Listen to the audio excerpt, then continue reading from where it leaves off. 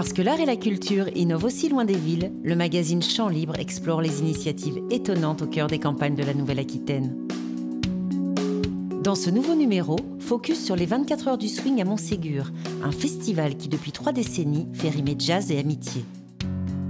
Dans notre rubrique Vue, la photographe Fernanda Sanchez Paredes promène son objectif au petit matin. Du bout du monde, avec l'auteur écossais Martin Walker et ses romans policiers qui ont rendu le Périgord célèbre à travers les continents.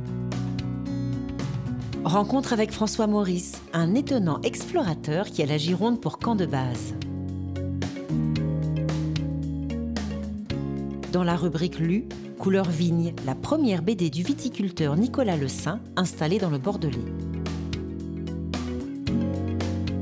Aubusson a construit sa renommée grâce à la tapisserie et s'ouvre au monde en tissant les univers de Tolkien et maintenant de Miyazaki. Une histoire de 4 siècles qui n'a pas pris une ride. Chant Libre, loin des villes, le magazine des arts et de la culture en Nouvelle-Aquitaine, ça commence.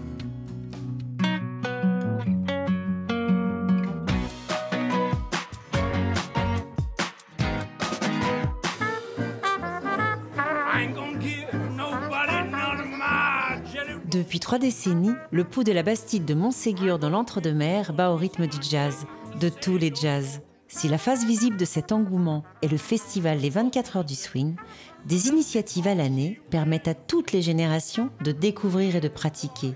Une histoire de musique, de passion, mais surtout d'amitié. C'est 4 copains au départ qui aimaient le jazz, qui allaient à Marcillac. C'est simple, en fait. Bastide, Marcillac, le Gers, c'est pas très loin. Et donc ils se sont dit, bah tiens, on va faire les 24 heures du swing, le jazz non-stop pendant 24 heures, un marathon de jazz.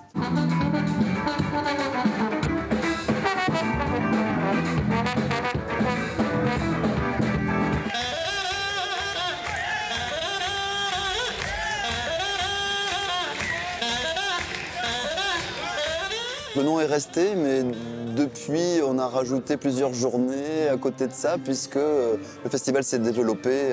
On a reçu des tas de pointures. Didi Lockwood, Stéphane Grappelli, Rhoda Scott, voilà des noms qui me reviennent comme ça pendant des années. On a été bercés par ça ici.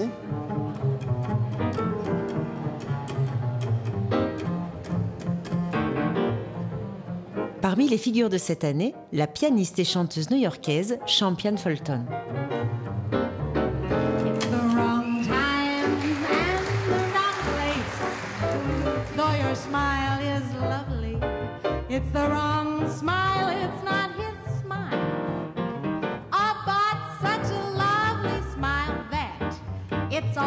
Une musique qui swing, c'est une musique qui est à danser, qui est à chanter.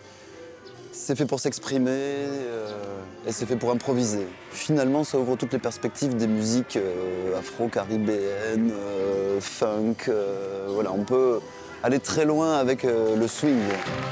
Aller très loin avec le swing, c'est ce qu'expérimentent depuis une vingtaine d'années les classes jazz du collège de Montségur. C'est un projet d'éducation à la culture en milieu extrêmement rural.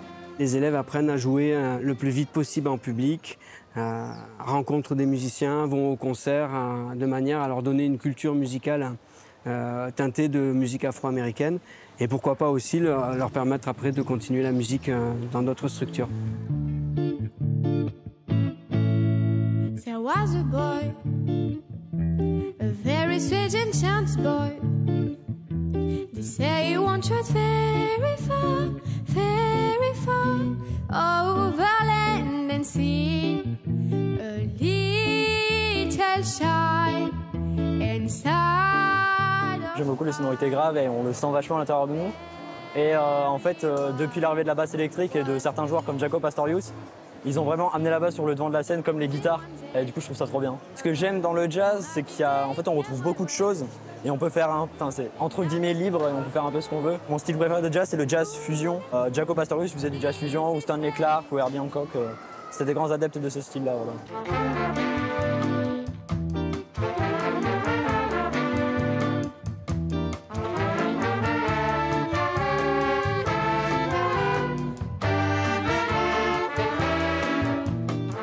On mixe tous les jazz avec des artistes de notoriété internationales, nationales, régionales, locales, histoire aussi de mixer ce genre de choses pour pouvoir faire connaître aussi des artistes locaux qui sont tout aussi intéressants peut-être que des gens qui viennent de beaucoup plus loin.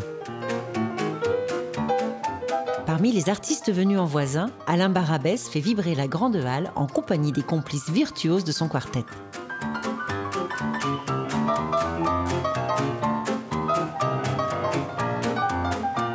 Le style de musique est un style très festif, mais ancré dans la tradition du jazz classique Nouvelle-Orléans, swing, avec le piano stride, ce qu'on appelle le piano stride, c'est-à-dire la main gauche du pianiste qui remplace la basse, qui fait ce qu'on appelle la pompe.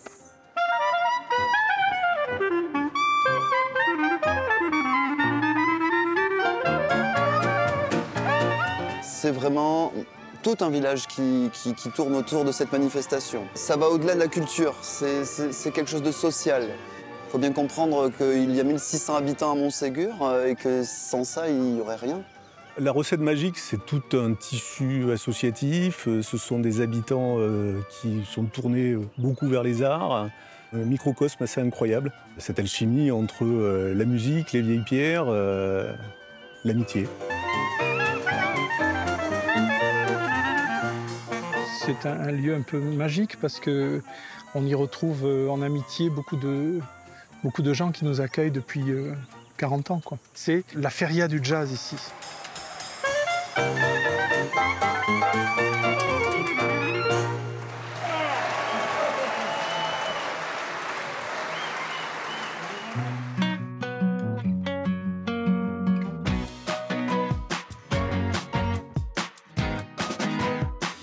Avec la rubrique Vue, découvrez l'univers d'un photographe. Les heures bleues, ce sont ces heures du petit matin, lorsque la nature s'éveille, que l'humidité de l'air est encore palpable, que les palettes de couleurs se révèlent dans toute leur complexité. Les heures bleues, c'est le moment qu'a choisi la photographe mexicaine Fernanda Sánchez Paredes pour immortaliser les paysages de Val-de-Garonne. Un regard à mi-chemin entre le documentaire et la fiction. Pour la jeune femme qui a vécu 30 ans à Mexico et 10 ans à Paris, la découverte de cette campagne lot-et-garonnaise est marquante. C'est une ruralité très codifiée, avec des quantités de panneaux, dit-elle. La géométrie aussi la frappe. Et à y regarder de près, ces photos sont toutes en ligne. Droites, parallèles, courbes, verticales, entremêlées. Ce n'est pas moi qui invente ces lignes, elles sont là. C'est impressionnant de voir la manière dont l'homme façonne la nature, explique-t-elle. Parmi les paysages qui l'ont le plus marqué, il y a la toute première de ces prises de vue. Comme une vague de terre, comme un tapis, une texture qu'on aurait envie de toucher. Pour Fernanda Sánchez Paredes, qui considère que la photographie est un art de la grande solitude, il n'est pas anodin que sa série ne montre ni corps ni visage. Elle dit préférer saisir la présence humaine à travers les traces qu'elle laisse. Des traces faites de petits détails, révélés par la lumière matinale. Les heures bleues, ou l'art subtil de la trace.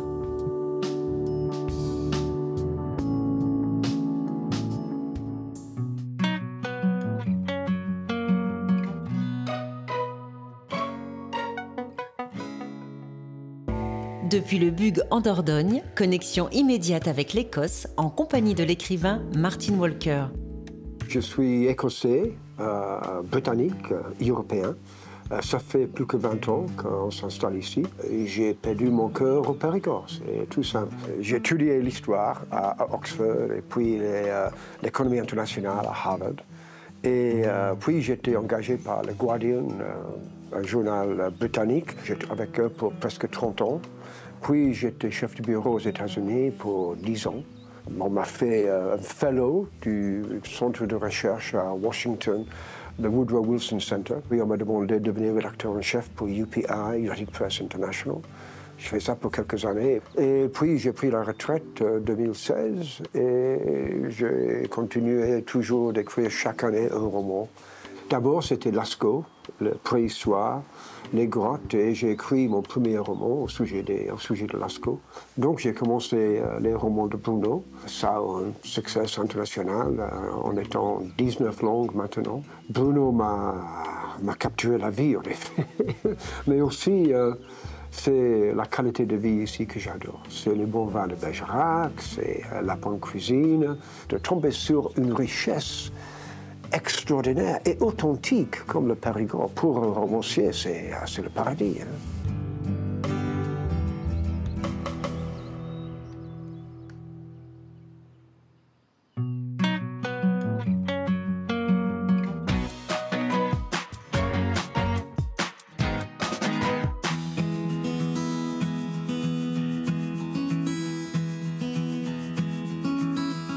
François Maurice a inventé les herbettes, des personnages de haute couture végétale qu'il crée à partir de plantes et fleurs qu'il cueille tout autour de lui.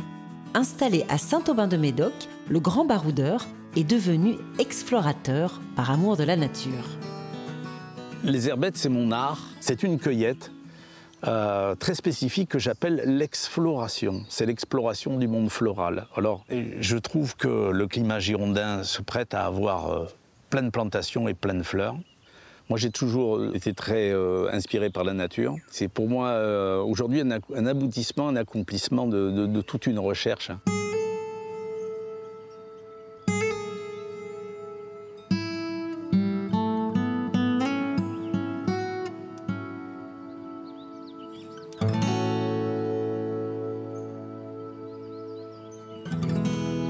Je pars avec mon sac à dos, j'ai une table, une chaise, du matériel de chirurgien, du petit matériel que je me suis fait au fur et à mesure, mes petits outils.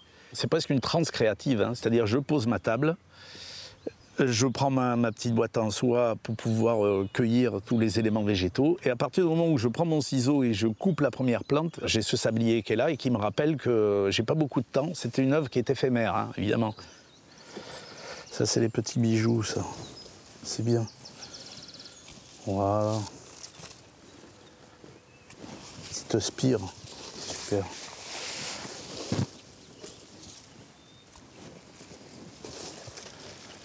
Ah, on est pas mal, on est pas mal. Faut que je me dépêche parce que à partir du moment où je coupe là, déjà la vie elle part. Je crois que là on va y aller. On va directement à la table. Je rentre vite fait sur ma table, mon petit atelier qui est au milieu de la nature, parce que moi j'ai la chance d'avoir le plus bel atelier du monde, hein. C'est la planète. Je colle avec de la résine de pin ces petits éléments les unes aux autres, et quand c'est fini, je prends donc cette petite elfe de haute couture végétale. Je vais l'épingler, tac, sur ce fond blanc, et pour arrêter le temps, il n'y a qu'un seul moyen que les humains ont trouvé, c'est la photo.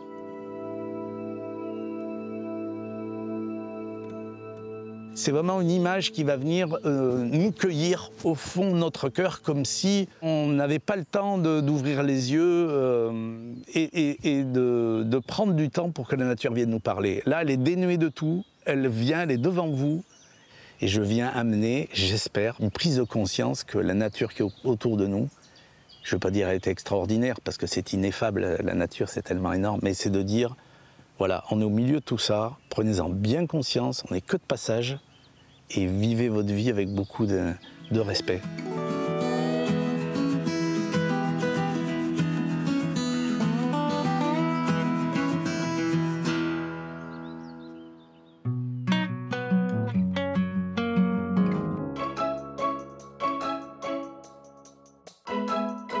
Un jour, je suis dans mes vignes. Un jour, je suis dans la place. Un jour, je suis passionné. Un jour, je suis épuisé. Un jour, je suis bien heureux. Un jour, je suis une vrille. Un jour, je suis ma fille. Un jour, je suis de l'air. Un jour, je suis la terre. Un jour, je suis mon corps. Un jour, je veux qu'il sorte. Un jour, je vais partir. Un jour, je ne serai plus là. Et derrière moi, je laisserai partir le vin des vignes qui coulera encore dans les verres en rappelant à ceux qui m'ont connu qu'un jour, je suis bien là. Alors j'ai choisi de faire Couleur Vigne parce qu'en fait je suis un passionné déjà de la profession. Mon métier c'est œnologue, c'est vigneron, viticulteur.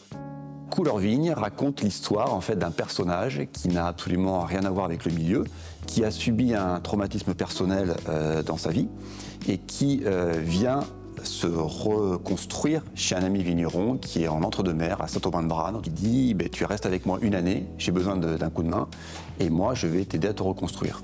Donc pour ça, c'est une BD de 200 planches, 200 pages, c'est une BD conséquente. Ça, on peut parler de roman graphique un petit peu, c'est l'intermédiaire entre un roman et une bande dessinée aussi peut-être. Alors la technique utilisée, c'est de l'aquarelle. J'ai voulu donc faire évoluer le dessin pour faire comprendre l'évolution du personnage. Donc en fait, j'ai pris l'option d'avoir ce personnage qui a subi le traumatisme, sa vie est en noir et blanc. Il a un traumatisme qu'il revit sous forme de cauchemar en couleur. Et arrivant dans la vignoble, travaillant, la couleur va revenir par touche avec le plaisir de reprendre goût à la vie. Je suis complètement autodidacte. Donc ouais, c'est une appréhension. Bon, pour l'instant, les retours sont très bons, j'ai que des choses positives, donc c'est très bien.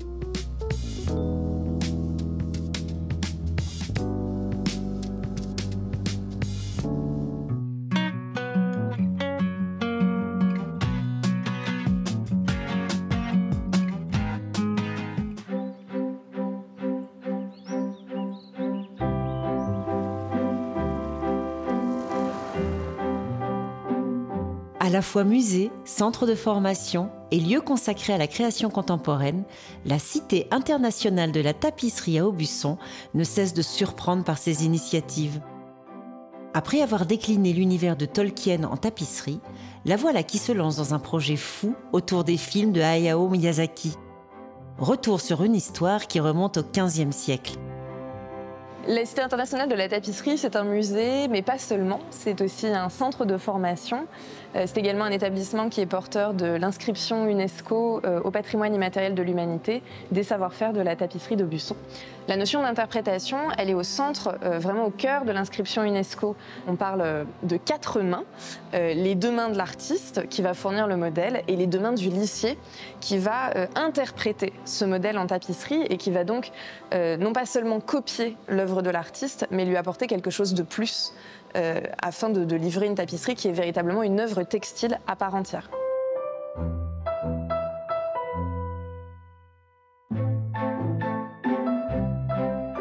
Soit on se dit que la tapisserie va se casser la figure et donc on fait le choix d'un écomusée, on va tout regarder dans le rétroviseur, soit on se dit on fait le pari de la capacité à créer et inventer d'autres choses et à faire en sorte que ce médium, on puisse le faire revenir. Et donc cette question de la création contemporaine, elle était vraiment centrale.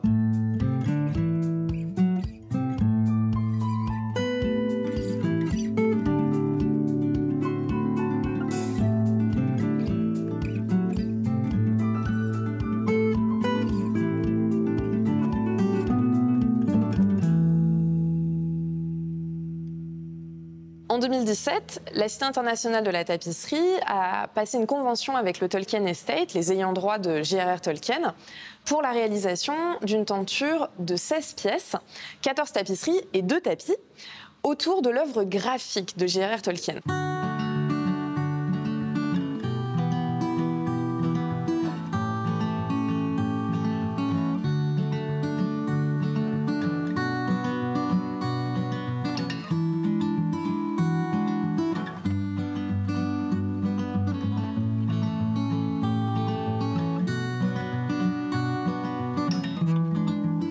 Cette tapisserie, Rivendell, Foncombe en français, fait partie de la tenture Aubusson-Tolkien. Et donc ici, c'est un lieu tout à fait emblématique de l'univers de la Terre du Milieu, puisque c'est la cité elfique au sein de laquelle la communauté de l'anneau se forme pour la première fois dans Le Seigneur des Anneaux.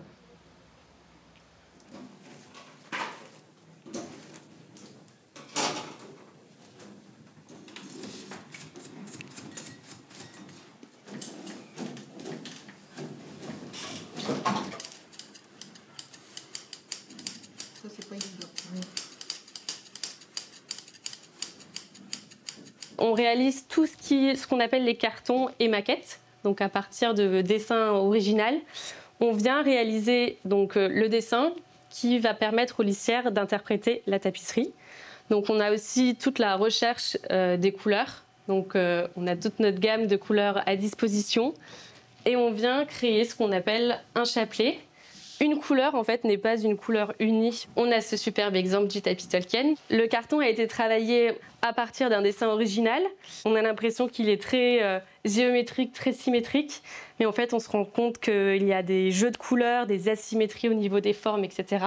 C'est un tapis qui fait 4,60 m sur 3,30 m. On a 40 000 nœuds au mètre carré. On attend Madame Tolkien. Wow, déjà. Et nous allons vous proposer maintenant de couper la chaîne pour la tombée de métier.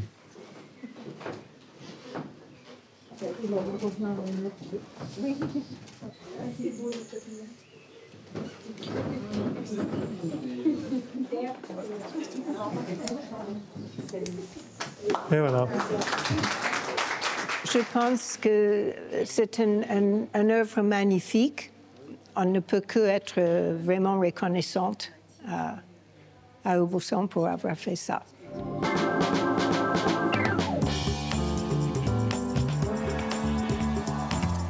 On tisse toujours énormément. Depuis une dizaine d'années, il y a une véritable dynamique de création contemporaine. C'est une sorte de ruche où on a la chance en fait, de pouvoir côtoyer au quotidien les futurs lissiers. Et les lissiers sont vraiment très désireux de ce nouveau dialogue avec les artistes contemporains. Le but aujourd'hui de la Cité de la Tapisserie, ou l'un de ses buts, c'est d'attirer les jeunes générations et de leur faire redécouvrir la tapisserie d'Aubusson. Et c'est ce qu'on essaie de faire avec les grandes tentures, donc Aubusson Tisse Tolkien, et l'imaginaire de Hayao Miyazaki en tapisserie d'Aubusson.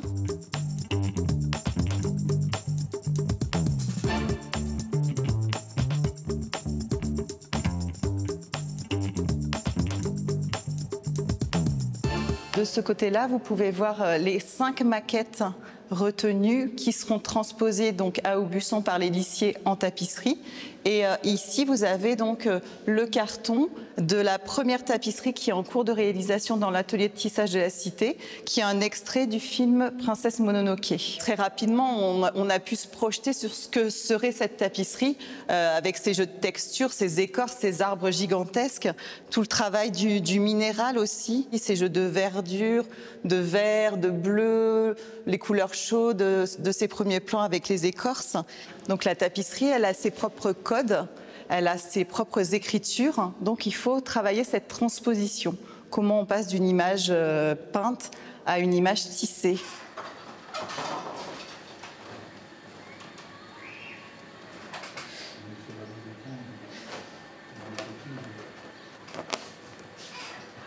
Elle passe l'été là-bas, elle revient peut-être au mois de novembre.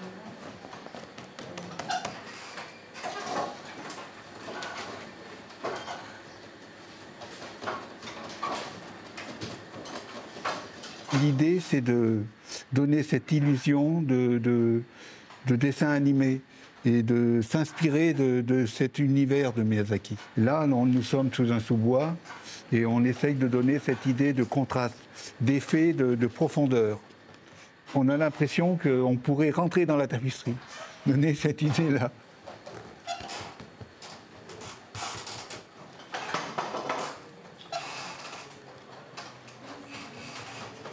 Les Japonais qui sont férus de savoir-faire sont fascinés par cette vision d'un tissage fait à la main et d'œuvres qui sont des œuvres d'un de leurs grands créateurs d'aujourd'hui. Pour nous, Japonais, il est comme un dieu. Et quelqu'un qui habite là-haut de nuages. C'est super, parce que moi aussi, je suis la génération grandie avec son film. C'est comme un rêve.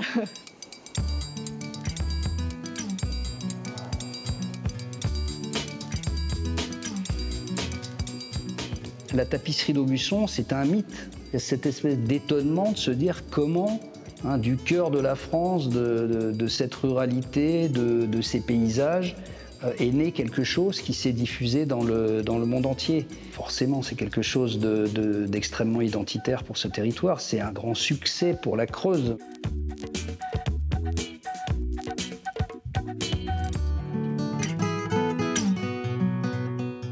Dans le prochain numéro de Champs Libres, cap sur la Dordogne avec la Biennale d'art contemporain Les Rives de l'Art. Le photographe Olivier Deck promène son objectif dans la forêt des Landes. Dans la Creuse, connexion avec le très british compositeur Ben Foskett. Rencontre à Bazas avec Suzanne Ski, une artiste particulièrement engagée. La plume juste et sensible de Yann Lespoux avec Presqu'île. Le nombril du monde existe. Il est à découvrir en compagnie de Yannick Jolin dans le petit village de Pougnérisson dans les Deux-Sèvres. Champs Libres, loin des villes, le magazine des arts et de la culture en Nouvelle-Aquitaine.